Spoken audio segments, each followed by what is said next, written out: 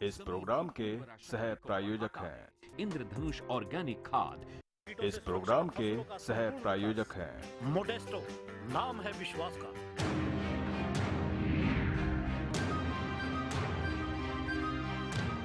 आंदोलन की रणनीति की घोषणा कर दी जाएगी।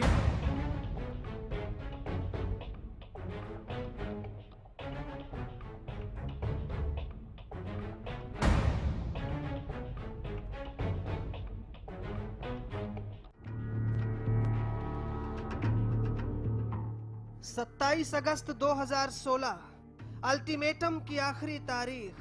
13 सितंबर को वहां रैली होगी और उसमें आंदोलन की रणनीति की घोषणा कर दी जाएगी। तो क्या फिर से हरियाणा में आरक्षण के लिए आंदोलन होगा? क्या अल्टीमेटम के बहाने फिर सरकार को झुकाने की कोशिश शुरू हो गई है? क्या यूपी पंजाब में चुनाव का डर दिखाकर ब्लैकमेलिंग की कोशिश है ये? क्या अदालत में आरक्षण बिल पर सरकार फंस गई है? क्या हरियाणा में फिर जारी होगा आंदोलन का अलर्ट? आरक्षण बिल की हम बात करें, वो कोर्ट में अब अटका पड़ा है, स्टे उस पे लग चुका है। आगे सरकार की रणनीति देख रहे हैं। सरकार ने जो वादे किए वो सही उतरेंगे तो 13 सितंबर को रैली है, उसमें इनका धन्यवाद करेंगे, और नहीं से उतरेंगे तो तारीखों का ऐलान करेंगे देशव्यापी। उत्तर प्रदेश के चुनाव भी हैं, पंजाब के चुनाव भी है। हरियाणा में जाटों समेत 5 जातियों को दिए 10% आरक्षण पर एक बार फिर सरकार संकट के भंवर में है। वही आरक्षण, वही आंदोलन और वही अल्टीमेटम। एक तरफ जाट आरक्षण बिल अदालत की चौखट पर अटका है, तो दूसरी तरफ सूबे में जाट नेताओं के अल्टीमेटम की तलवार फिर लटक गई है। सरकार 27 तारीख तक हमें ही पता लग जाएगा कि सरकार की मंशा क्या है। अगर वो सरकार ऐसा करेगी तो 13 सितंबर को वहाँ रैली होगी और उसमें आंदोलन की रणनीति की घोषणा कर दी जाएगी। जाटों ने सरकार को 27 अगस्त तक की डेडलाइन दी है। 6 अहम मांगे मनवाने के लिए जाट नेता आगामी 13 सितंबर को हिसार के मैयड में रैली के दौरान आंदोलन का ऐलान कर सकते हैं। 3 बार जाट नेताओं के साथ विफल बातचीत के साथ अदालत में आरक्षण पर हो रही फजीहत सरकार के लिए दोहरा संकट बन गई है। जाटों का 27 अगस्त तक का अल्टीमेटम, तो वहीं अदालत में जाट आरक्षण पर रोक बरकरार है। जाटों में अपनी मांगे नहीं माने जाने से गुस्सा है। 13 सितंबर को आंदोलन का ऐलान कर दिया गया है। वहीं अदालत ने सरकार से सर्वे के आंकड़े मांगे हैं। जाटों की चुनौती ये है कि जाट नेता यशपाल मलिक ने ऐलान कर दिया है कि यूपी में चुनाव के दौरान बीजेपी का बहिष्कार करेंगे। अदालत ने पिछड़ा वर्ग आयोग के गठन से पहले ही आरक्षण देने की जल्दबाजी पर सवाल उठाए हैं। जाटों की चुनौती ये भी है कि जाटों के साथ 3 बार की बातचीत विफल हो चुकी है, कोई सहमति नहीं बन पाई और अदालत में सरकार को जवाब देने के लिए 10 अगस्त तक का समय है। सरकार के लिए आरक्षण की आफत लगातार बढ़ती जा रही है। आगे आंदोलन, पीछे अदालत और बीच में सरकार। आंदोलन दौड़ा रहा है, अदालत फटकार रही है और सरकार की भागम भाग जारी है। आपको याद होगा 6 अहम मांगों के साथ जाट नेताओं ने जून के महीने में 15 दिन तक जो शांतिपूर्ण आंदोलन किया, उसकी वजह से सरकारी खजाने को भारी भरकम चपत लगी और उसकी भरपाई की खाई बड़ी गहरी है, जिसे पूरा करते करते अरसा बीत जाएगा। लेकिन अगर हरियाणा में दोबारा जाट धरने पर बैठे तो क्या इसकी कीमत चुकाने के लिए सरकार तैयार है? जून के महीने में शांति व्यवस्था बनाए रखने के लिए सरकार ने हर दिन 5 करोड़ रुपए का खर्च उठाया। सरकार ने 2 जून को ही सीएपीएफ की 41 कंपनियां बुला ली थी, जिनकी संख्या 5 जून तक बढ़ाकर 55 कर दी गई। 5 जून से तैनात की गई 55 कंपनियों की एवज में ये देनदारी 5 करोड़ 82,230 रुपए प्रतिदिन हो गई। 13 जून तक का खर्च 11 करोड़ 20 लाख 2,078 रुपए हो गया। इसी तरह 5 जून से 13 जून तक 9 दिनों का खर्च 45 करोड़ 7 लाख 40,070 रुपए होता है। यानी 12 दिनों का कुल खर्च 56 करोड़ 27 लाख 42,148 रुपए। अल्टीमेटम, कानूनी लड़ाई और बातचीत के बीच आरक्षण पर स्थायी समाधान निकलता नहीं दिख रहा। 18 जून को दिल्ली में जाटों के साथ सरकार की आखिरी बातचीत हुई। परिवहन मंत्री कृष्णलाल पंवार ने जाटों को समझा बुझाकर मांगों पर सहमति बनाने का दावा किया। मृतकों को सरकारी नौकरी, केस वापस लेने, मृतकों के परिजनों को मुआवजा देने जैसी मांगों पर सहमति का ऐलान कर दिया गया। इन सभी मांगों पे सरकार ने ये कहा है कि इन सभी मांगों पे जो कानून सम्मत है और जो कानून के अंतर्गत आती है, सरकार ने सभी मांगों पे अपनी सहमति दी। और ज़्यादातर मांगों पे जिन पे जैसे मुकदमे वापसी की प्रक्रिया है और जो जिस तरह से सांसद सैनी पे कार्रवाई का है तो वो केंद्र सरकार करेगी, तो इन सब चीज़ों पे लगभग हमारी सहमति तय हो चुकी। सरकार 27 तारीख तक हमें पता लग जाएगा कि सरकार की मंशा क्या है। अगर वो सरकार ऐसा करेगी तो 13 सितंबर को वहाँ रैली होगी और उसमें आंदोलन की रणनीति की घोषणा कर दी जाएगी। इसके बाद यशपाल मलिक के इशारे पर शांतिपूर्वक धरने की शक्ल में चल रही सियासत शांत हो गई, लेकिन उस सहमति पर क्यों असहमति के बादल अब मंडराने लगे हैं और क्यों जाटों ने फिर से सरकार को घेरना शुरू कर दिया है, ये सवाल बेहद गंभीर है। सवाल ये कि किस आधार पर जाटों के साथ सहमति बनी थी, सहमति के बावजूद क्यों जाट नेता अल्टीमेटम पर उतर आए, कानूनी पेच में फंसे आरक्षण बिल पर अस्थायी समाधान निकालने में असमर्थ क्यों है सरकार, अल्टीमेटम के आगे सरकार कब तक झुकती रहेगी, आंदोलनकारियों पर सरकार कड़ी कार्रवाई क्यों नहीं कर रही, क्या चुनावी नुकसान से बचने के लिए सरकार शांत है, आरक्षण और आंदोलन के नाम पर सरकार कब तक भागती रहेगी। Bureau report, Haryana news. भाग सरकार भाग, आखिर हम ये कहने के लिए मजबूर क्यों हो रहे हैं? क्योंकि जिस तरह से जो हालात आरक्षण के मामले को लेकर हरियाणा में बन रहे हैं, उसको लेकर एक दबाव लगातार सरकार पर बनता जा रहा है। अल्टीमेटम की ये राजनीति क्या है, कोर्ट की फटकार क्या है, और इतने बड़े आंदोलन के बाद आखिर चीजें साफ क्यों नहीं हो रही? 27 अगस्त की अब ये डेडलाइन हरियाणा को किस ओर ले जाएगी और आने वाले दिनों में ये राजनीति किस तरह से गरमाएगी? क्योंकि सरकार के 2 साल भी पूरे हो रहे हैं, सरकार अपने जश्न की तैयारियां भी कर रही है, लेकिन दूसरी तरफ अल्टीमेटम और आंदोलन का जो डर है वो भी अब सताने लगा है। कुछ खास मेहमान हैं, उनसे चर्चा करेंगे कि आखिर इतने बड़े आरक्षण आंदोलन के बाद, आरक्षण दिए जाने के बाद कोर्ट में ये जो अटक गया है आरक्षण का बिल, अब आगे अल्टीमेटम की राजनीति इस पूरे माहौल को कहां लेकर जाएगी। अनिल आर्या हैं, वरिष्ठ पत्रकार हैं, पॉलिटिकल एनालिस्ट हैं। अशोक मलिक हैं, जाट नेता हमारे साथ। डॉक्टर पवन सैनी है, विधायक हैं, बीजेपी से हमारे साथ लाइव जुड़ेंगे। दलबीर धनखड़ है इनेलो से और खजानजी कांग्रेस से। सभी का स्वागत है।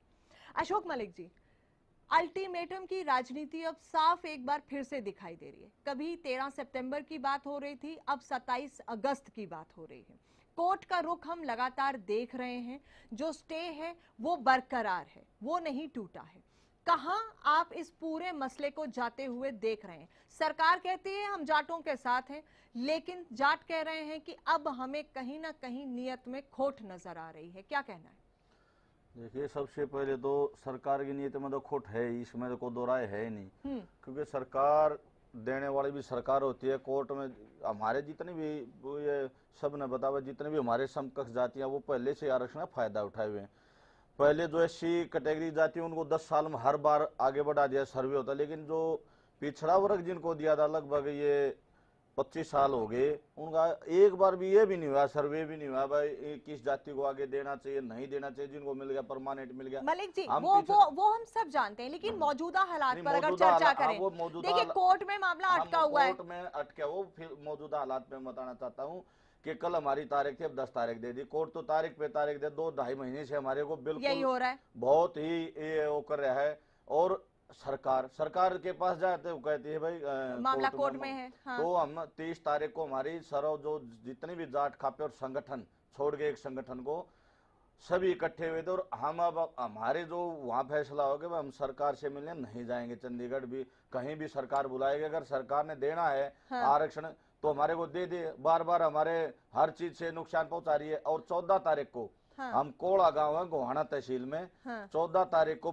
वहां से घोषणा करेंगे पूरी आगे 14 अगस्त को 14 अगस्त को हाँ। कोड़ा गांव है हमारे गोहाना तहसील में सोनीपत डिस्ट्रिक्ट में, हाँ। वहां से ऐलान होगा सारा जो हमारी रूपरेखा जिस तरह की भी। उसके बाद 21 को पलवल है, 7 तारीख को हम कुरुक्षेत्र में इकट्ठे हुए जाट धर्मशाला में, तो सारा, लेकिन 14 को कोड़ा में फैसला हो।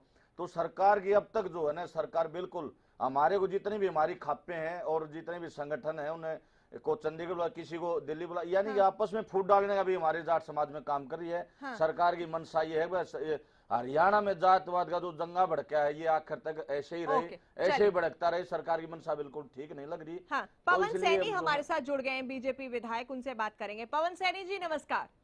नमस्कार। नमस्कार मैडम जी। हाँ, जाट आरक्षण आंदोलन हरियाणा ने देखा, प्रदेश उसमें झुलसा, उसके बाद अभी भी हालात कुछ बदले नहीं है जाटों के लिए। लड़ाई वो अब कोर्ट में लड़ रहे हैं और उनका कहना है साफ ये कि सरकार की नीयत में खोट है।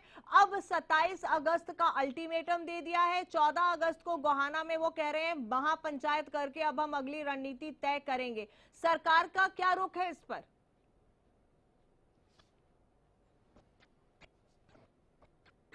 वो जाटों को आरक्षण लेना चाहती है। हाँ। इसलिए माननीय मनोहर जी ने विधानसभा के अंदर बिल पास किया है इनको आरक्षण लेने के लिए, और ना ही किसी प्रकार का ओबीसी को भी किसी प्रकार का नुकसान नहीं हुआ, जाटों को भी आरक्षण लेने की बात की है। अब देखिए ये कोर्ट का मामला है। अब कोर्ट के मामले में मैं ये भी बताइए स्पष्ट कर देना चाहता हूँ, यशपाल मलिक जैसे भी समाज के अंदर जहर घोलने का काम कर रहे हैं, ये लोग भी जनता को उकसा रहे हैं, ये भी समाज को बांटने का काम कर रहे हैं। सरकार की मंशा बिल्कुल साफ है, सरकार आरक्षण लेना चाहती थी। अगर सरकार की मंशा साफ है, अब आप जाट नेताओं को कह रहे हैं कि वो बांटने की बात कर रहे हैं। जाट नेता कह रहे हैं कि सरकार हमें बांटने की कोशिश कर रही है अलग अलग गुटों को। बताइए। जब मामला कोर्ट के अंदर, ये तो आपको सभी को पता है, जब एक जगह चंडीगढ़ हमारे को बुलाते हैं तो दिल्ली में बुलाने का क्या काम है? एक ही जगह बुला के बात करो सभी भाइयों, सब आरक्षण मुद्दा सब जी, आप जाटों के गुटों को अलग अलग क्यों बुलाते हैं? कभी कृष्ण पवार दिल्ली में मीटिंग करते हैं, कभी पंचकुला में मीटिंग होती है। जाटों का ये इल्जाम है कि उन्हें बांटने की कोशिश की जा रही है, उनका मसला हल नहीं हो रहा। मुझे ये बताइए कि अगर 27 अगस्त के बाद एक बड़ा धरना फिर से हम अगर हरियाणा में देखेंगे तो उसका जिम्मेदार कौन है? इस को पास किया इस आरक्षण बिल को, और सरकार की मंशा बिल्कुल साफ है, लेकिन ये लोग जो है ना यशपाल मलिक जैसे लोग अपनी राजनीति चमकाना चाहते हैं। दलबीर धनखड़ जी, क्या सिर्फ ये कह देना कि यशपाल मलिक जैसे लोग अपनी राजनीति चमकाना? राजनीति तो सभी कर रहे हैं। नवजोत जी, सब राजनीति नहीं कर रहे, इस टाइम तो भाजपा ही राजनीति कर रही है। हाँ। आप देखिएगा जिस तरह का सटे आज है, हाँ। कांग्रेस के समय भी सेम वैसा ही था। हाँ। भारतीय जनता पार्टी जब से सरकार में आई है ये कह रहे हम आरक्षण देना चाहते हैं। हाँ। कांग्रेस आरक्षण करी गई थी, हाँ। वो टेक्निकल प्रॉब्लम हाँ। जो भी आई रह गई। इंडियन नेशनल लोक दल ने भी विरोध नहीं किया। हाँ। आपने देखा विधानसभा में जैसे बिल आया ध्वनि मत से वो पास कर दिया।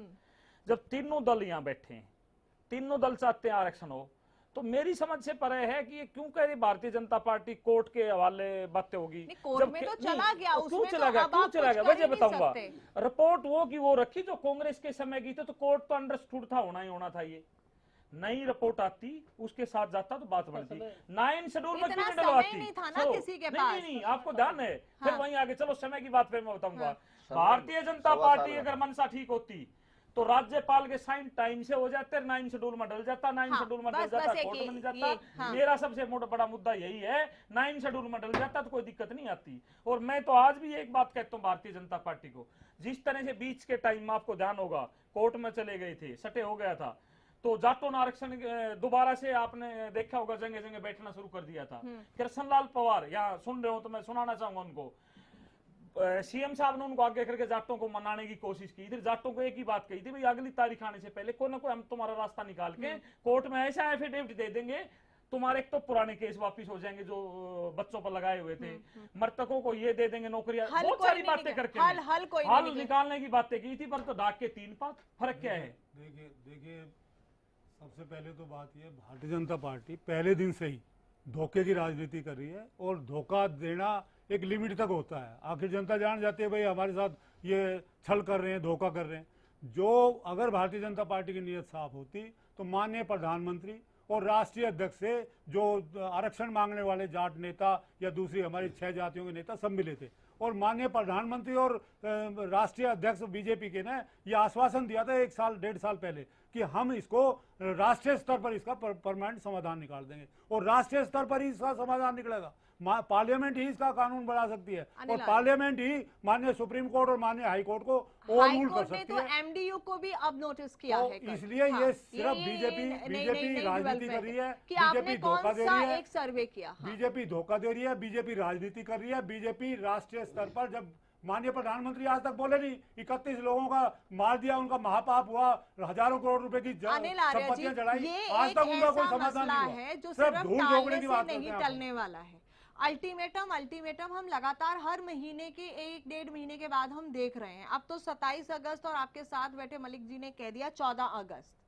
15 अगस्त आपको पता ही इंडिपेंडेंस डे है, 10 दिन बाद, हाँ 10 दिन बाद 14 अगस्त, एक नई रणनीति। तो हम तो एक वॉल्केनो ज्वालामुखी पर बैठे हैं कि फिर से क्या हम धरने प्रदर्शन देखेंगे, फिर से वही माहौल हरियाणा में होगा। अभी चीजें सुधरती नहीं है, फिर से उस तरफ चीजें चलने लगती हैं। आखिर सरकार की मजबूरी क्या है, क्यों इस तरफ हम क्यों चीजें नहीं देख रहे?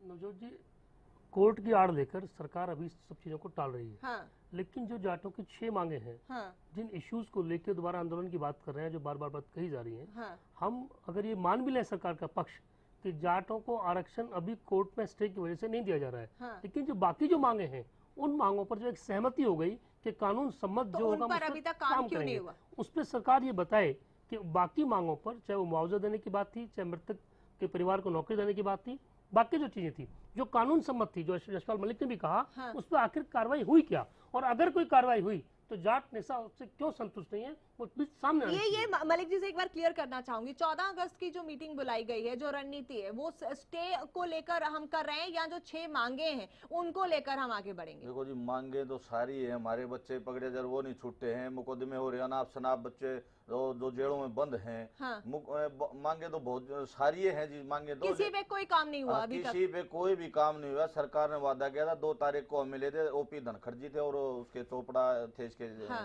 पंचकुला में, उन्होंने ये कहा था कि भाई 2 तारीख से पहले जो गिरफ्तारी होगी उसके बाद अब गिरफ्तारी नहीं होंगी। तो हमें तो धनखड़ जी की बात पे विश्वास था और मुख्यमंत्री का विश्वास, लेकिन उसके बाद में अब फिर बीच में कुछ दिन बंद रहे, अब फिर गिरफ्तारियां होने लगी हैं। और गिरफ्तारियां भी इस तरह से करते हैं, उनको डरा धमका के रिमांड पे लेके 164 के बयान करवाते हैं, पहले उनको रिमांड पे लेते हैं। तो अभी जो मेन बातें जो अनिल आर्य ने उठाई, क्या स्टे वाली बात को लेकर स्टे वाली सरकार ये आर्य जी ने जो कहा बिल्कुल ठीक कहा है कि ये जैसे हमारे बच्चों के एडमिशन होने लग रहे हैं, MBBS के और हैं जो बड़े बड़े उन संस्था में एडमिशन होने लग रहे हैं, वो इस महीने में हो लेंगे, और हमारे एडमिशन जब बच्चों के रह जाएंगे, बाकी सटे भी टूट गए तो एडमिशन में तो बच्चे रह गए हमारे। पवन सैनी जी, अगर आप सुन रहे हैं तो आप ये बताएं कि जिन मांगों को मानकर एक सहमति बनी थी, उस पर भी अभी तक कोई बात क्यों आगे नहीं बढ़ी? सरकार ने कुछ क्यों नहीं किया? अगर हम ये मान भी लें कि स्टे वाला मामला कोर्ट का है।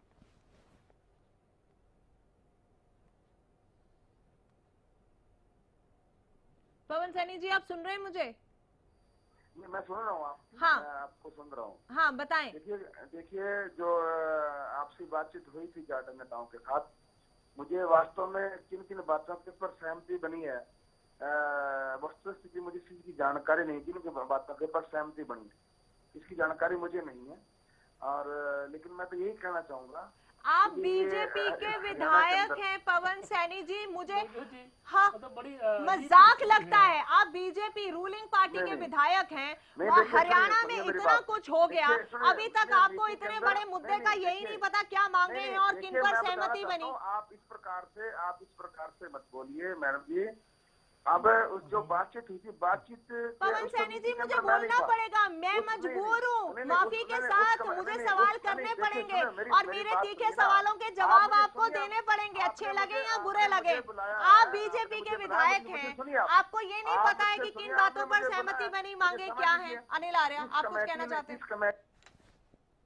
उस कमेटी के अंदर मैं नहीं था, और जो बातचीत हुई होगी, मुझे लगता है माननीय मुख्यमंत्री जी ने किसी पवार जी की ड्यूटी लगाई है, उससे बात चल रही होगी। वो बात बिल्कुल आपकी, हाँ चलिए अनिल आर्य। हाँ, जहाँ तक मैं आपको जानता हूँ, आप बड़े सुलझे व्यक्ति हैं, पढ़े लिखे आदमी हैं, अगर आप ऐसी बात कर रहे हैं तो सिवाय सरकार के ऊपर और बीजेपी के ऊपर हम माथा ही पीट सकते हैं और कुछ नहीं कर सकते।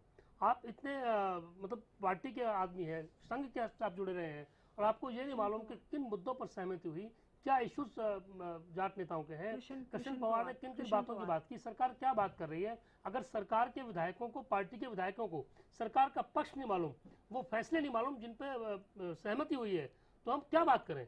आपको ये तो पता है कि यशपाल मलिक लोगों को भड़का रहे हैं, लेकिन ये नहीं मालूम कि वो भड़का क्यों रहे हैं, इश्यूज क्या है। सैनी साहब, आप कुछ कहना चाहेंगे? हमारे लीडरशिप ने उस कमिटमेंट को पूरा करेंगे, इसमें कोई डराई नहीं है। मैं आपको विश्वास दिलाता हूं। इशू तो यही है डॉक्टर साहब, इशू यही है जो जाट जिस बात पे भड़के हुए हैं, मैंने पहले भी कहा था, फिर दोहरा रहा हूँ कि अगर हम आपकी बात मान लें, आपके तर्क को मान लें कि जाट आरक्षण कोर्ट में फंस गया, लेकिन जो बाकी इशूज हैं, चाहे मृतकों के परिजन को नौकरी की बात वो थी, सारे चाहे इश्यूज मृतकों पे के तो पूरा उतरना चाहिए, मुआवजे की बात थी, बात चाहे है। गिरफ्तारी न करने की बात थी, चाहे मुकदमे वापस लेने की बात थी, और और वो चीज कि जो कानून सारी रिपोर्टें आ चुकी जो हैं। कानून सम्मत है, हम ये नहीं करेंगे आप कानून सम्मत नहीं कीजिए, खुद कह रहे इस बात को। आखिर एक्शन हुआ क्या, सरकार बताए इस बात को कि उन सहमति पे किस बिंदु पर कितना सरकार आगे बढ़ी। आप जाटों से बात करेंगे, हम जाट नेताओं को कोई बात कहें, कुछ और बात करें, हमको पता तो हो कि सरकार ये कर रही है। पवन सैनी, हाँ हाँ मैडम जी, मैं बताना चाहूंगा, उस कमेटी के अंदर मैं उसमें उपस्थित नहीं था।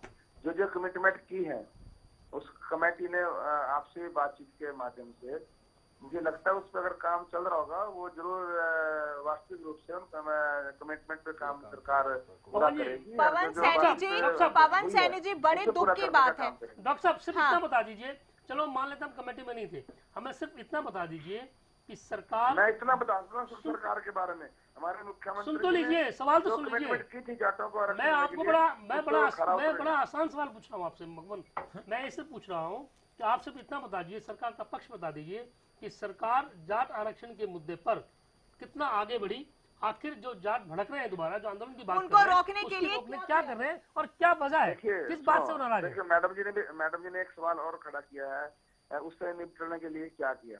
देखिए, सरकार ने केंद्र में, सुप्रीम कोर्ट ने इसको निरस्त कर दिया।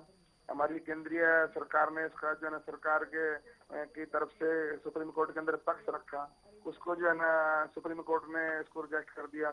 फिर हरियाणा के अंदर माननीय मुख्यमंत्री ने मेरा तो बड़ा, चलिए आपके पास आते हैं, बीजेपी हमने क्या किया, नहीं सैनिक जी, हम ये पूछ रहे हैं, हम ये नहीं पूछ रहे, समझौता होने के बाद क्या किया अगर एक विधायक ये कह रहे हैं कि मुझे यही नहीं पता है कि क्या हुआ है, ये बड़ी हास्य वाली बात है। देखिए नवजोत जी, ये बहुत ही एक गंभीर मुद्दा है, और ये एक माननीय विधायक जो बीजेपी के वरिष्ठ नेता हैं, अगर वो ऐसी बातें करते हैं तो ये धोखा ही है। इससे जो बड़ा कोई धोखा नहीं हो सकता, इससे बड़ा धोखा हरियाणा की जनता के साथ नहीं हो सकता। हरियाणा को भाई से भाई को लड़ाने का जो एजेंडा गुजरात का मॉडल लागू किया हुआ है, वो आपका नजर आता है, क्योंकि आप लोग बीजेपी के नेता होते हुए आप किसी समस्या का समाधान नहीं करवाना चाहते। अगर आप एमएलए होकर ऐसी बातें करते हैं तो आपको पता होना चाहिए, वहाँ आपको पता होना चाहिए विधेयक पास हुआ था, आपको पता होना चाहिए विधेयक पास हुआ था विधानसभा में कार्रवाई का भी नहीं पता आपको, लेकिन ये जानता है आपको अपने हल्के में जाके क्या बताएंगे लोगों को, किस तरह से कन्विंस करेंगे कि सरकार बाकी इश्यूज पे क्या काम कर रही है। दलबीर धनखड़, जल्दी से योर रिएक्शन। बहुत बढ़िया माननीय विधायक जी, कई बार डिबेटों में भी जाट आरक्षण की डिबेटों में यहाँ भी आपके सामने मतलब इसी तरह बैठे हैं, दूसरे चैनलों पर बैठे हैं, बाकी बड़े हास्यपूर्ण बातें हैं जिस तरह की बातें करें। भारतीय जनता पार्टी की बिल्कुल सरकार बिल्कुल सीरियस नहीं है, और जिस तरह से माहौल चल रहा है, नवजोत जी जो आप बात कर रहे थे, मैं उससे सहमत हूं। कभी दोबारा हरियाणा को आगजनी की तरफ ना धकेला जा रहा हो, ये बिल्कुल गलत है, सरासर गलत है। जिम्मेवारी सरकार को लेनी पड़ेगी। और जब मैं कह रहा हूं सरकार चाहती है आरक्षण मिले, इंडियन नेशनल लोकदल मुख्य विपक्षी दल चाहता है आरक्षण मिले, कांग्रेस चाहती है आरक्षण मिले, तो इनके मन में तो खोटी नहीं कि मैं रह गया, बाकी किसके मन में खोट है। अगर सरकार चाहती है, वाकई चाहती है, चौधरी खजान सिंह ने बात की, मैं फिर कहता हूं माननीय प्रधानमंत्री ने इसमें संज्ञान लेना पड़ेगा और कहना पड़ेगा। लोकसभा में इस बार भी शेड्यूल नहीं, पिछले में शेड्यूल नहीं है, तो हो सकता कोई दिक्कत नहीं। हवा सिंह सांगवान जी, आप सुन रहे हैं मुझे? हाँ जी बोलो जी। हवा सिंह सांगवान जी, अभी जो अल्टीमेटम की बात फिर से आ रही है कि 27 अगस्त या फिर 14 अगस्त को हम एक महापंचायत करेंगे, क्योंकि सरकार हमारी मांगों को मान नहीं रही है, स्टे एज इट इज बरकरार है, क्या कहना है, अब अगली रणनीति क्या है? देखिए नवजोत, एक बात बड़ी स्पष्ट बता दूं मैं, जब तक जाट समाज को ये आरक्षण नहीं मिलता है तो जाट समाज चुप बैठने वाला नहीं है। हाँ। ये तो नोट कर ले सरकार। बिल्कुल मैं आपके जो है चैनल के माध्यम से बताना चाहता हूँ, जाट चुप बैठने वाला नहीं है किसी भी सूरत में। उसके बाद में ये जो सरकार है बार बार वादा करती है, कितने वादे कर दिए, कोई पूरा करती नहीं है। बल्कि मेरे को ये मालूम पड़ा कुछ नए केस भी बने हैं अभी। अब वो उधर मैं भी था, धनखड़ साहब से बात हुई और उन्होंने विश्वास दिलाया भी हम कार्रवाई करते हैं जल्दी जल्दी, लेकिन कुछ लगता नहीं है, बल्कि उल्टा हो रहा है। हाँ। तो सरकार जो है ना ऐसा कोई काम नहीं करी जिससे जाट समाज को विश्वास पैदा हो। तो जाट समाज को विश्वास पैदा नहीं होगा, जाट देखो आंदोलन करेगा, ये इनका अधिकार है शांतिपूर्वक आंदोलन करना। और उसके बाद में कुछ पंगा होता है तो वो हो जाता है, वो इसलिए हो जाता है कि पुलिस आगे छेड़ेगी एक भी, और उसके बाद पंगा होते हैं। मतलब देखिए सब जगह देश में होता रहता है। तो इसीलिए ये सरकार को समझना पड़ेगा, बातें बनाने से, झूठी बातें बनाने से काम चलने वाला नहीं है। भविष्य में मैं आपको ये बता दूं, बस इतना बता समझो। पवन सैनी जी, अगर आप सुन रहे हैं, जाट नेता लगातार ये बोल रहे हैं कि अगर कुछ होगा तो उसकी जिम्मेदारी सरकार पर होगी। आप कह रहे हैं कि काम हो रहा है, बातें हो रही हैं, बातें हो कर रही है, लॉ एंड ऑर्डर मेंटेन करना। सरकार इस मामले को संज्ञान में देकर के इस प्रकार के प्रदेश के अंदर कोई भी अनहोनी घटना होने नहीं देगी। पवन सैनी जी, भाषण नहीं चाहिए, लॉ एंड ऑर्डर की तो बात ही नहीं, भाषण नहीं चाहिए ना। काम की बातें करो, जो वायदे आप लोगों ने किए हैं। कृष्णलाल पवार जी करके आए थे, प्रधान मुख्यमंत्री जी ने किए थे, आपके राष्ट्रीय अध्यक्ष ना भरी थी, वो बहुत बाद की बात है। लॉ एंड ऑर्डर की, लॉ एंड ऑर्डर की बातें नहीं हो रही। काट के फोन। चलिए पवन सैनी से दोबारा बात करने की कोशिश करेंगे, लेकिन एक बात मुझे बड़ी हैरान कर देने वाली है अनिल आर्या। अगर रूलिंग पार्टी के कोई विधायक ये कहते हैं एक ऐसे मसले पर कि मुझे यही नहीं पता मांगे क्या है, सहमति क्या है, और वो भी उस मुद्दे पर जिस मुद्दे ने पूरे हरियाणा प्रदेश को जला दिया। आंदोलन इतने दिन हमने देखा, उसके बाद मीटिंग्स का दौर चला, फिर सब कुछ हटाया गया। अगर इन एक विधायक को ये नहीं पता तो अपने हल्के में जाके वो बात क्या करेंगे? नवजोत जी, बड़ी हैरानी की बात, हैरान कर देने वाली बात है ये। अब जो बीजेपी के लोग हैं जगह का शिविर लगा रहे हैं, सोशल मीडिया को मैनेज कैसे कर रहे हैं, मीडिया को मैनेज कैसे कर रहे हैं, तमाम तरह की बातें हो रही हैं। फरीदाबाद 4 दिन का शिविर हो रहा है। आप क्या उनको सिखाएंगे जो आपके एक विधायक को ये नहीं मालूम कि जिस इशू पर पूरा हरियाणा धधक गया, जिस इशू के ऊपर सामाजिक सद्भाव खत्म हो गया पूरे प्रदेश का, उसके पॉइंट्स क्या हैं? के ऊपर आने वाले दिनों में और बवाल हो सकता है अगर सरकार गंभीर नहीं हुई।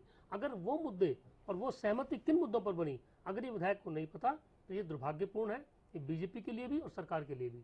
सरकार को चाहिए कि ये जो बड़ी बचकानी से जो चीजें हैं, अगर इन चीजों से नहीं बची तो आने वाले दिन सरकार के लिए मुश्किल भरे हो सकते हैं। ये नॉन सीरियसनेस नजर आती है क्या एक मुद्दे पर? नॉन सीरियसनेस, आप सीरियस ही नहीं हो एक मसले को लेकर। अनुभवहीनता नहीं कहता मैं, कहता हूं नॉन सीरियसनेस। ये नॉन सीरियसनेस है क्या? अनुभवहीन, आपको लगता है कि ये मुद्दा गंभीर नहीं है? गंभीर नहीं है। देखिए हमें वो बात करें, 6 इशूज हैं जो बातें हैं, जब आप कह चुके कि हम करेंगे तो कुछ बताया तो उसे क्या किया? हमने मुख्यमंत्री जी से पहले भी रिक्वेस्ट की थी, ये जो होया इससे पहले पिछले इन्हीं दिनों की बात है, करनाल में हमने रिक्वेस्ट की थी। जैसे अब 6 साल बोल रहे थे वे कानून अपना काम करेगा, मुख्यमंत्री जी का थे रोड पर लोग आ जाते हैं, रेल रुक जाती है, हाँ कार में फिर सरकार क्यों जागती है? तो बोले कानून अपना काम करेगा।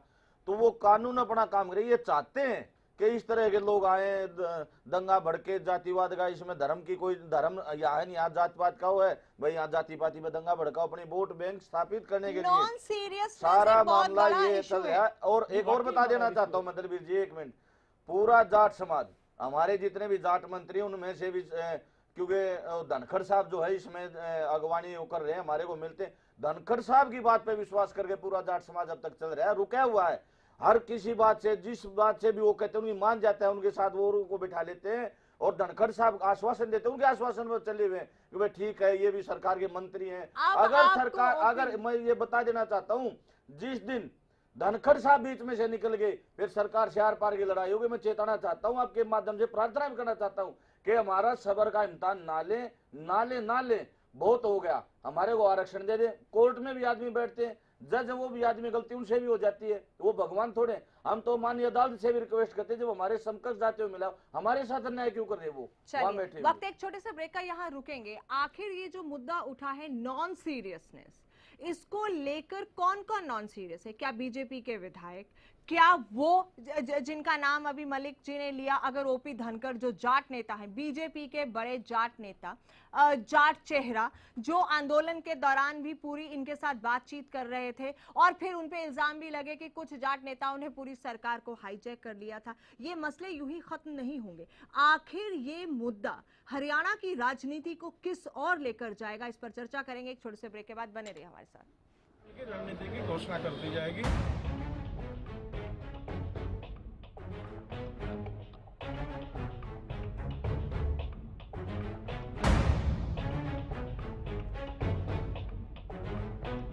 खेतों में खुशहाली लाए, भोपाल आए, भोपाल आए, घर घर पानी पहुँचाए, भोपाल आए, भोपाल आए, सालों साल चलता ही जाए, भोपाल आए, भोपाल आए। कम वोल्टेज में भी मोटर स्टार्ट करे बेआवाज, सालों साल चलने वाला बोपाराय मोटर स्टार्टर। अरे भाई राम प्रसाद, एक बात तो बता, फसलें तो हमने भी बहुत बोई हैं, पर ऐसी लय लगाती हुई फसलें कभी देखी नहीं।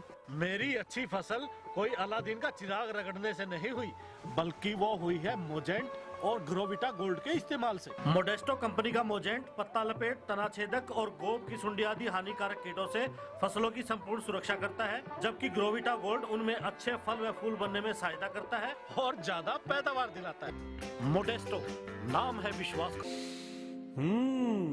वो कौन है जो खुशबू लाता है, स्वाद बढ़ाए खाने में और सेहत बनाता है, तो बोलो बोलो पापा, मम्मी। खाने को टेस्टी बनाता है लक्ष्य शुद्ध देशी घी, खुशबू और स्वाद में हिट, सेहत को रखे फिट। लक्ष्य शुद्ध देशी घी, स्वाद और सेहत की बात शुद्धता के साथ।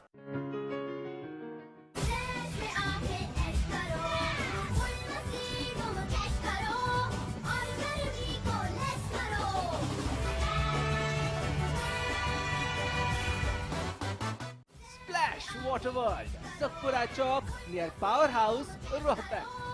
हमारे संस्थान द्वारा अनेकों सामाजिक भलाई के कार्यक्रम चलाए जा रहे हैं। यदि कोई व्यक्ति नौकरी पाना चाहता है और हमारे संस्थान से जुड़कर कार्य करना चाहता है, तो वो नीचे दिए गए पते पर संपर्क कर सकता है। संस्थान द्वारा नियुक्त व्यक्ति को अपने शहर में रहकर ही कार्य करना होगा। संस्थान को हर शहर और गांव में मेहनती व्यक्ति की आवश्यकता है। मासिक न्यूनतम वेतन 15,000।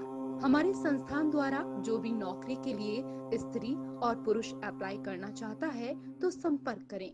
हमारा पता है A16 Prashant Vihar, outer ring road, 3rd floor, Tata showroom के ऊपर, दिल्ली 110085। हमारा फोन नंबर है 9311130301 और 8527991288। सरकारी नौकरी मिलती नहीं या आप लेते नहीं, बेरोजगार रहने के दो कारण हैं। या तो आप कोशिश नहीं कर रहे या आपकी दिशा गलत है। सरकारी नौकरी कैसे पाई जा सकती है, देखिए हमारा खास कार्यक्रम कैसे पाएं सरकारी नौकरी, हर रोज दोपहर 2:30 बजे।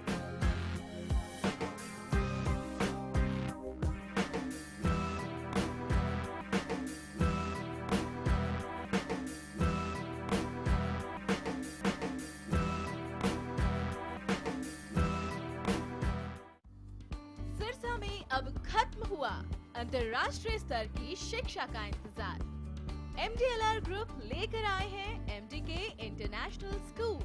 हरियाणा के हरित क्षेत्र सिरसा में विश्व स्तरीय शिक्षा की खास पहचान। MDK international school Cambridge university London से जुड़े सिरसा के इस पहले रेसिडेंशियल कम डे बोर्डिंग स्कूल के डायरेक्टर हैं कैम्ब्रिज एग्जाम्स के आकलनकर्ता मिस्टर लॉरेंस फ्रे। विश्व स्तरीय शिक्षा के साथ MDK स्कूल में है एयर कंडीशन कैंपस और दूसरी आधुनिक जरूरी सुविधाएं, पुस्तकों से परिपूर्ण लाइब्रेरी और एक स्पेशियस कैफेटेरिया जिसमें बच्चों के लिए मिलेगा हेल्दी खाना। MDK इंटरनेशनल स्कूल की विश्व स्तरीय खेल एवं अन्य सुविधाएं आपके बच्चों का स्वास्थ्य एवं चहुमुखी विकास सुनिश्चित करती हैं। तारकेश्वरम धाम के नजदीक रानिया रोड, सिरसा में। अधिक जानकारी के लिए संपर्क करें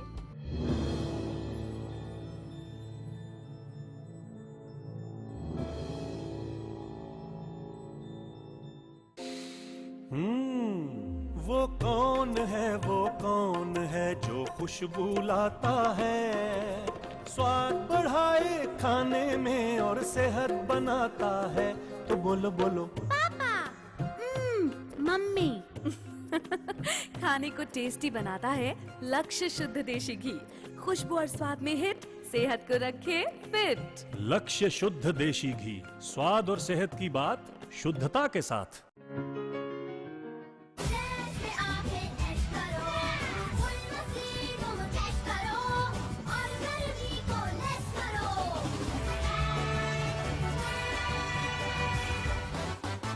splash the resort NH65 Barwala road, village Talwandi, Rana, Hisar. हमारे संस्थान द्वारा अनेकों सामाजिक भलाई के कार्यक्रम चलाए जा रहे हैं। यदि कोई व्यक्ति नौकरी पाना चाहता है और हमारे संस्थान से जुड़कर कार्य करना चाहता है तो वो नीचे दिए गए पते पर संपर्क कर सकता है। संस्थान द्वारा नियुक्त व्यक्ति को अपने शहर में रहकर ही कार्य करना होगा। संस्थान को हर शहर और गांव में मेहनती व्यक्ति की आवश्यकता है। मासिक न्यूनतम वेतन 15,000। हमारे संस्थान द्वारा जो भी नौकरी के लिए स्त्री और पुरुष अप्लाई करना चाहता है तो संपर्क करें। हमारा पता है A16 Prashant Vihar, outer ring road, 3rd floor, Tata showroom के ऊपर, दिल्ली 110085। हमारा फोन नंबर है 9311130301 और 8527991288। खेतों में खुशहाली लाए, बोपारा है बोपारा है, घर घर पानी पहुँचाए, बोपारा है बोपारा है, सालों साल चलता ही जाए। बोपारा है बोपारा। कम वोल्टेज में भी मोटर स्टार्ट करे बेआवाज, सालों साल चलने वाला बोपाराय मोटर स्टार्टर। आंदोलन की रणनीति की घोषणा कर दी जाएगी।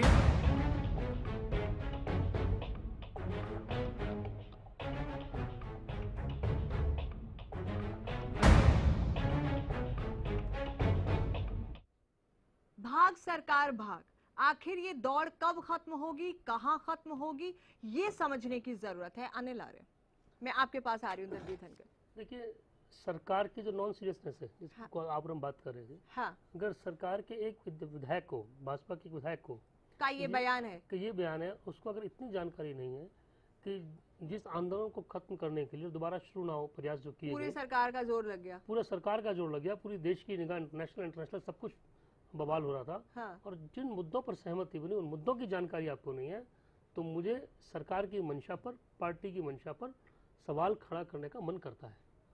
और आप जिन बातों को लेकर जाट आंदोलन कर रहे हैं, जिन बातों को लेकर चेतावनी दी जा रही है, उन इश्यूज को मैं फिर वो बात कह रहा हूँ कि हम अगर आरक्षण के मुद्दे को, भले ही मेरे से कोई सहमत हो या नहीं हो, मैं कहता हूँ आप जो बाकी मुद्दे थे आप कुछ तो करते, आप एक कंप्रोमाइज़ करके आते हैं, एक संधि करके आते हैं कि हम इन 6 इशू पे बात करेंगे, 4 इशू पे बात करेंगे और कानून सम्मत बात करेंगे। यशपाल मलिक ने साफ कहा कानून सम्मत। आप कहीं तो दिखाइए कि आपने क्या किया। आपने मृतक परिवारों को मुआवजे की बात थी, उनको नौकरी देने की बात थी, गिरफ्तार नहीं करने की बात थी, क्लियर मान लें कि नॉन सीरियस है, लग ही रहा है कि कोई बात नहीं, लग ही रहा है। मुझे लगता है कि इसको हाँ। टालम टालू रवैया जो होता है ना, लेकिन कब वो तक अपनाने की कोशिश कर रहे हैं। तो... और ये जो मंशा है और ये जो दिख रही है, ये चीज बड़ी घातक होगी सरकार के लिए भी और प्रदेश के लिए भी, क्योंकि ये ट्रिगर करेगी और जब ट्रिगर करेगी पर वो करेगी, हाँ, आप आग में घी डालने का काम कर रहे हो। गंभीर तो दिखे हाँ कुछ कर रहे हैं।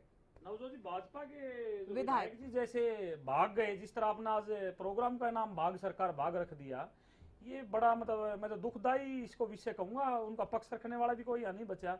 वाकई सरकार इसी तरह हर काम से भाग रही है। आप देखिएगा, ये एक प्रकाशन कमेटी बना के कही थी, बड़ी वाहवाही लूटेंगे, हम विपक्ष को अड़जा देंगे, इसमें सारे के कांड करता धरता विपक्ष को बना देंगे ना, बड़ी कोशिश करी थी। आपने देखा, पूरा रिपोर्ट देखी है, सारे के सारे ठेकरे भारतीय जनता पार्टी पे फूटे किसी भी तरह के। और हमने तो एक बात कही थी विपक्ष की तरफ से, भारतीय जनता पार्टी वाले जो प्रवक्ता आते थे, इनके नेता आते थे, भाई इंडियन नेशनल लोकदल का कोई बूथ का भी लेवल का भी कोई कार्यकर्ता आपको इसमें मिल जाए, आप उनको अंदर डालिए, हम आपके साथ हैं। नहीं कर पाए, किसी भी पार्टी का नहीं कर पाए। नुकसान जितना हरियाणा का हुआ है नवजोत, आप मानो, और अभी भी ये लोग नहीं चाहते रहे, ये बड़ी चिंता का विषय है। लॉ एंड ऑर्डर की बात करके भाग गए। लॉ एंड ऑर्डर कब जरूरत पड़ेगी? अभी तो जाट नेता बैठ के बात कर ली, कई दौर की बात कर चुके, इनके नेता कई दौर में भर चुके। नहीं, मैं हैरान इस बात से हूँ कि जैसे ही अल्टीमेटम की तारीख नजदीक आएगी, फिर से एक बातचीत का दौर शुरू हो जाएगा, फिर से हम उनको मनाने में जुट जाएंगे। पिछली बार आपने आर्मी बुला ली, मैं आ रही हूँ, आर्मी बुला रही और आपने इतना खर्चा रोज होता है। यस, खर्चे की बात आ गई। नवजोत जी, मैं यही बात कहना चाहता हूँ, जो युवाओं को ये कह रहे थे मुआवजे दिए जाएंगे, बिल्कुल क्लियर बोल दिया गया था मुआवजे दिए जाएंगे जिनकी मौतें हुई हैं, और जिन परिवारों से मौतें हुई उनको सरकारी नौकरियां देंगे। सरकार के पास पैसा खर्च करने को है, जो मिलिट्री यहाँ पड़ी है उस पर खर्च कर रहे हैं, परंतु उन युवाओं को, उनके परिवार वालों को कोई मदद नहीं दे रहे, खर्चे पे खर्चा हो रहा है। देखिए नवजोत जी, माननीय विधायक जी और वो भी एक बड़े जिम्मेवार आदमी डॉक्टर पवन सैनी जी भाग गए, तो इस तरीके से भारतीय जनता पार्टी भी भाग ही रही है। ये बिल्कुल आपने आज का जो वो दिया टाइटल दिया, मैं इसके लिए आपको बधाई देता हूँ। और जहां तक इस मुद्दे की बात है, सरकार बिल्कुल गंभीर नहीं है।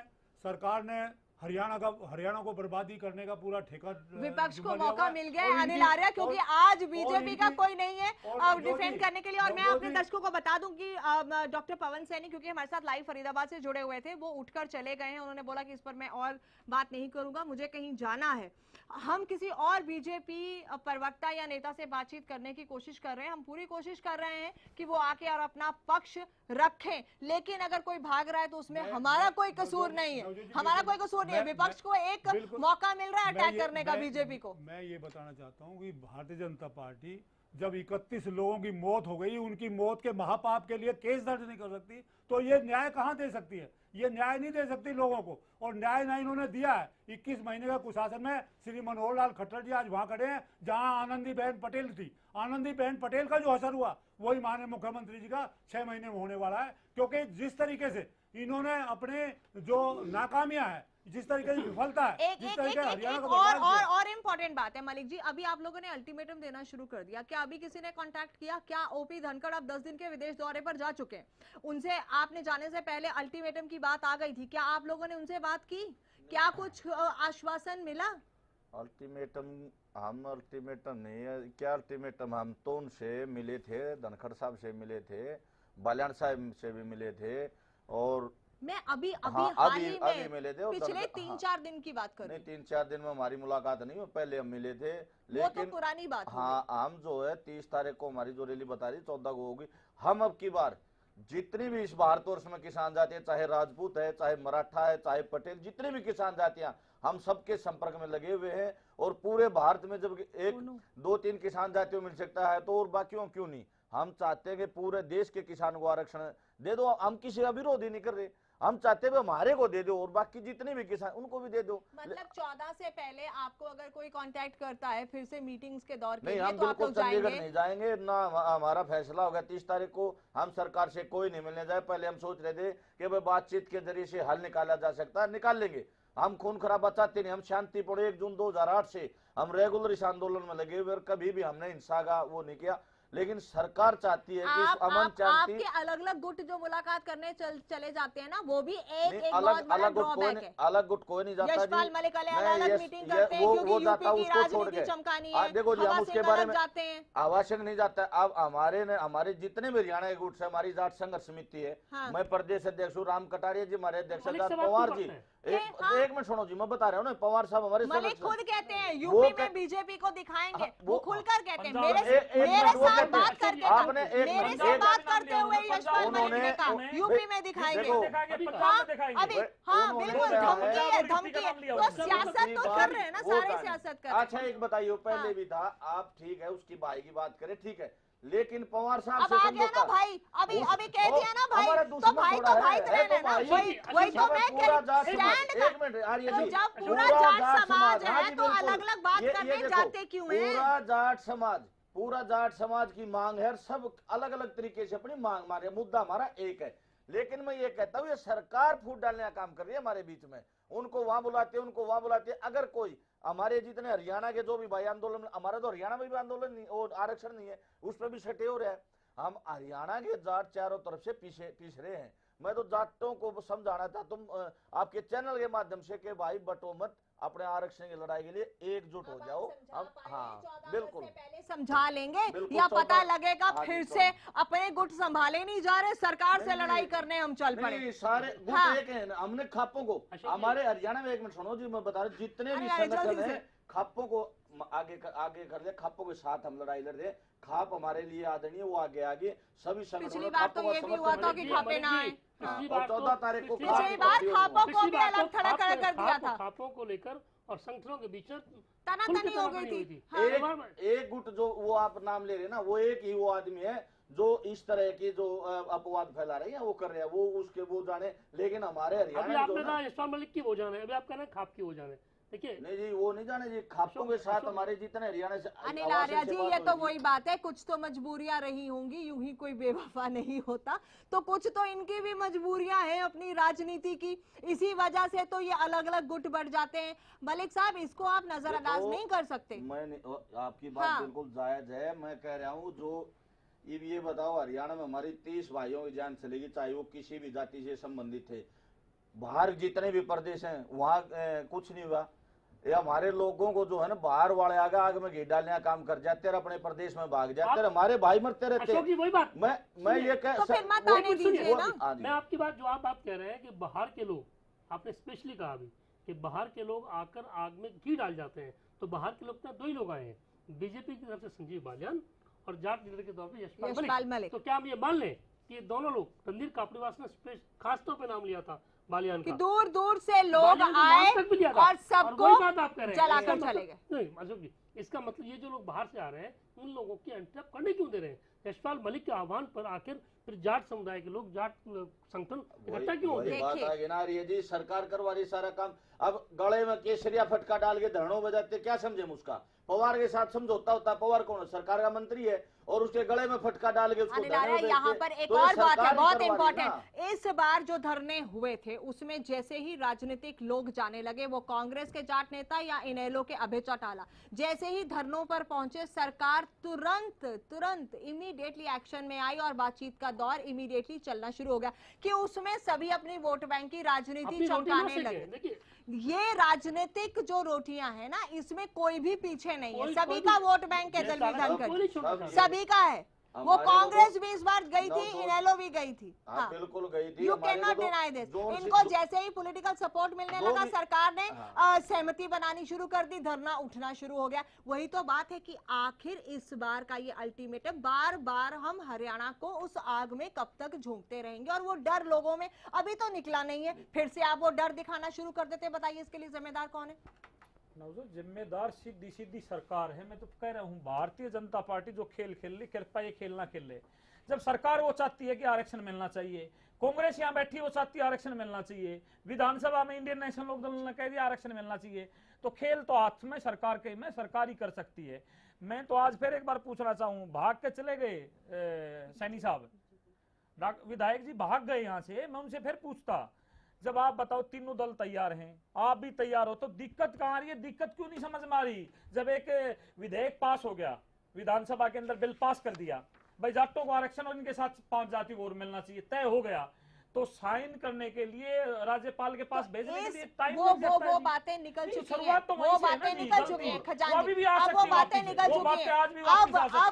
अब आगे क्या होगा? नॉन सीरियसनेस जो अब एक इशू दिखाई दे रहा है, अब आगे क्या? देखिए नवजोत जी, ये बड़ा गंभीर मुद्दा है। इसमें 6 जातियां तो जाट समेत हैं और 4 जातियां और हैं, ब्राह्मण, वैश्य, पंजाबी, और ये 4 जातियां हैं अपर कास्ट की। ये 10% का उनका, 10% का उनका, दोनों का 20% का झगड़ा गुजरात में जो आनंदीबेन पटेल की सरकार ने दिया था, वो गुजरात हाईकोर्ट ने आज रद्द कर दिया। और ये भारतीय जनता पार्टी की गंभीरता दिखाती है, कितने ये गंभीर है। माननीय प्रधानमंत्री जी जब तक इसको अपने संज्ञान में लेकर और जो उन्होंने वादा किया था उस पर अमल नहीं करेंगे, तो मैं समझता हूँ ये हरियाणा की बर्बादी और देश की बर्बादी की तरफ धकेलने की बात। लगातार संपर्क में है, इनको आश्वासन दे रहे हैं, सरकार 2 साल पूरे करने वाली है। ये एक बड़ा इशू जिसको लेकर सरकार बैकफुट पे रही है, ये अभी भी गले की फांस बना हुआ है। क्या होगा? देखिए, इसमें आपने बिल्कुल ठीक कहा कि कांग्रेस ने भी रोटी सेकने की कोशिश की, इनेलो के लोग भी पहुंच गए और बीजेपी के लोग भी पहुंच गए। ये तमाम जो पार्टीज हैं ये अपनी अपनी रोटियां सेकेंगी, इसमें कोई गलत बात नहीं है और कोई इतर बात भी नहीं है। पर महत्वपूर्ण प्रश्न ये भी है कि जाट समुदाय भी आपस में बिखरा हुआ है। वो हम देख रहे अगर हैं। जाट लीडरशिप ये कहती है कि बाहर के लोग आके आग में घी भड़काते हैं, तो ये हमारे जो क्षेत्र, जो हरियाणा के जो लोग हैं, हरियाणा के जो संगठन है, उनको भी समझना होगा कि बाहरी तत्वों को, ऐसे लोगों को जिनको मानते हैं, अभी यही मैं आपको रोक रही हूँ। 14 की बात ये कर रहे हैं अल्टीमेटम की, 27 की बात वो कर रहे हैं। 27 की बात यशपाल मलिक ऑलरेडी कर चुके हैं। मैं वही कह रहा हूँ। और फिर कहते हैं कि हम सब भाई, हम सब साथ हैं, उसमें कोई शक नहीं है। आपकी अपनी ढप्पी अपना राग होगा तो पॉलिटिकल पार्टी उसका फायदा उठाएगी। उठाएंगी। और सरकार को भी अपनी जो नॉन सीरियसनेस है इसको छोड़ना पड़ेगा और समझना पड़ेगा कि अगर आपने गंभीर नहीं हुए इस मुद्दे पर, तो कहीं ऐसा ना हो कि फिर आप हरियाणा को ऐसी आग में झोंक दें कि जिसकी झुलस बहुत लंबे अरसे तक भुगतनी पड़े। कम से कम जिन मुद्दों पर आपकी सहमति हुई, कुछ काम तो कीजिए, आगे तो बढ़िए। आप लोग बिल्कुल सही बातें कर रहे हो। इंडियन नेशनल लोकदल जब शांति से जाट नेता बैठे हैं, क्यों ना जाए? जब विधानसभा में हम ताल ठोक कर कह रहे हैं हम आरक्षण के हक में हैं, तो हम क्यों नहीं जाएं? तो अब कमी कहाँ रह गई? कमी कहाँ रह गई? अब तो उसकी बात ही नहीं है। कमी कहाँ रह गई? कमी कर रखी सरकार मैं तो ने। सिर्फ ये कह रही हूँ कि अब क्या होगा? ये डेडलॉक तो बार बार हर 2 महीने बाद बनता जा रहा है। विधानसभा हरियाणा पिछले कुछ महीनों से इस माहौल से पूरी तरह से निकल नहीं पाया है। हर बार 2 महीने बाद एक अल्टीमेटम और फिर उसका डर लोगों को एक आम इंसान को तो सताने लगता है कि अब कहाँ जो अभी उससे निकल कर अपना बिजनेस भी नहीं सेट करना। नवजोत जी, वही बात आ जाती है। 9 शेड्यूल में अगर ये डल जाता है, ये समस्या नहीं आती। इस बार विधानसभा में भी हम ये क्वेश्चन दोबारा उठाएंगे। जाटों का आरक्षण को जो हमने समर्थन दिया था, विधेयक पास यहाँ हो गया था, तो उसमें ये क्यों कमियां रही? इस बार विधानसभा में फिर से ये मुद्दा गूंजेगा। बिल्कुल मुद्दा गूंजेगा, क्यों नहीं गूंजेगा? खजांची, हमारी सपोर्ट है, बिल्कुल आरक्षण मिलना चाहिए, हम तैयार हो गए थे। देखिए, मोटी मोटी 2 बातें हैं।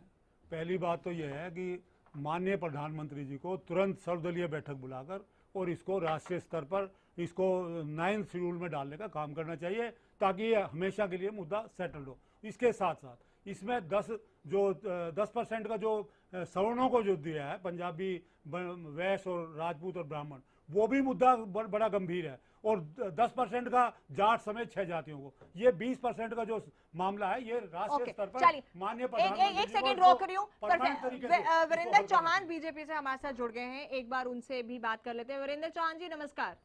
जी नमस्कार।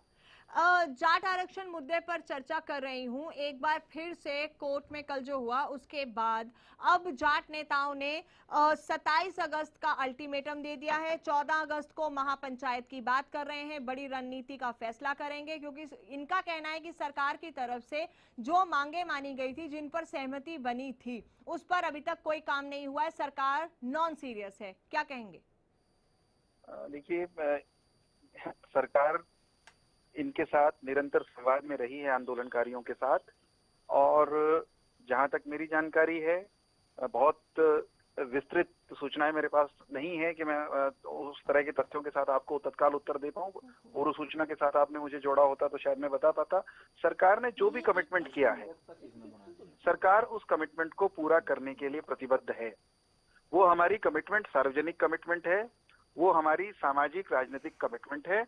उस कमिटमेंट को हम कहीं भी किसी स्तर पर नहीं तोड़ेंगे। रही बात अल्टीमेटम, माफी के साथ मैं आपसे ये कहना चाहूंगी, क्योंकि ये एक ऐसा इशू है जिस पर कॉन्टिन्यूसली सरकार अपना पक्ष रखती आई है, और आप इस इशू से या करंट स्टेटस से अवेयर ना हो, ऐसा मुझे आपसे उम्मीद नहीं है। देखिए, मैं फिर कह रहा हूं, ये अब जाट आरक्षण से जुड़े जो आंदोलनकारी या दूसरे संगठन है, वो क्या कह रहे हैं, वो नया उन्होंने क्या ऐसा विषय निकाल लिया, उसकी मुझे जानकारी होना बहुत बिल्कुल आवश्यक नहीं है। आपको जानकारी नहीं होगी। मेरा ये कहना है वीरेंद्र जी कि जो कमिटमेंट सरकार ने किसी भी स्टेज पर की, हम उनके साथ खड़े हैं। हमारी कमिटमेंट आरक्षण, हमारा सवाल भी यही है वीरेंद्र जी, चौहान साहब, हमारा सवाल ये है कि जिन मुद्दों पर सहमति व्यक्त की, वो कौन से मुद्दे थे, उन मुद्दों पर क्या काम हुआ? अगर उन मुद्दों पर कुछ काम हुआ है तो आखिर क्या वजह है कि जाट लीडरशिप भड़की हुई है फिर दोबारा? जी, यही सवाल है। सबसे बड़ा तो प्रश्न यही था, जिस कमिटमेंट के बावजूद आंदोलन भी हुआ, कि जाट आरक्षण को बहाल रखा जाए। उसके लिए सरकार रास्ता निकालेगी, ये हमारा कमिटमेंट था। हमने वो रास्ता निकालने के लिए जैसी समाज के विभिन्न तबकों की मांग थी, उसको ध्यान में रखते हुए, आंदोलन के कारण पैदा हुई परिस्थिति को भी मद्देनजर रखते हुए, अंततोगत्वा विधानसभा में कानून बना करके उस प्रावधान को कायम रखने का काम हमने किया जी। और उसके बाद की जो स्थिति पैदा हुई तो उसको चुनौती अदालत में दे दी गई। ठीक है। अदालत में मामला जाने के बाद सरकार का दायित्व था और हमारी सार्वजनिक कमिटमेंट थी है कि हम उसको डिफेंड करेंगे। वहां पर उस काम में हम लगे हुए हैं और डिफेंड करने की प्रक्रिया में जो आंदोलनकारी पक्ष है उनसे भी सलाह मांगी गई, उनसे भी कहा गया आप ही बताएं कोई अगर आपको लगता है कि और क्या सहमति थी इसके अलावा?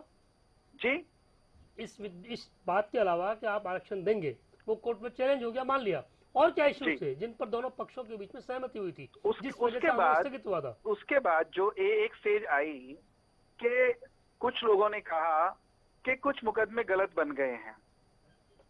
हमने ये कहा कि किसी भी एक हरियाणा के नागरिक को, चाहे वो किसी भी जाति समुदाय का क्यों ना हो, इंक्लूडिंग जाट, उसके खिलाफ पहली बात हमको नहीं लगता कि गलत मुकदमे बने हैं, लेकिन मुकदमे गलत बन सकते हैं क्योंकि मानवीय व्यवस्था है। तो अगर किसी के खिलाफ गलत मुकदमा बन गया होगा, कोई निर्दोष उसके लपेटे में किसी मामले में आ गया होगा, तो वो इन्वेस्टिगेशन की प्रक्रिया के दौरान वीरेंद्र उसको जी, न्याय मिलेगा। मैं हम सुनिश्चित आपको करेंगे। Virendra Chauhan, to cut it short, मैं आपको स्पेसिफिक चीजें बताती हूँ। 6 मांगे थी इनकी, ठीक है। अशोक मलिक मेरे साथ बैठे हुए हैं। कृष्ण पवार ने जब लास्ट मीटिंग की उसके बाद धरने स्थगित हुए, इन लोगों को आश्वासन दिया गया।